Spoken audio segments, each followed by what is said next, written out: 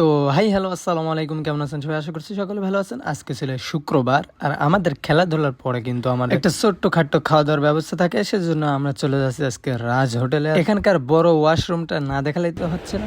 Hello, আসসালামু আলাইকুম।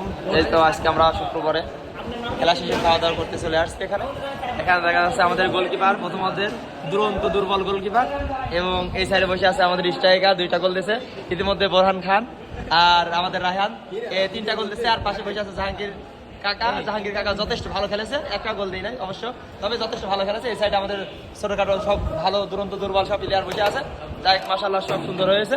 আর এখানে আমাদের ভাই এদের মধ্যে খাবার চলে আসছে, কিন্তু ডাল আছে দিয়ে হতে মনে হচ্ছে আমি এখনো পাই নাই।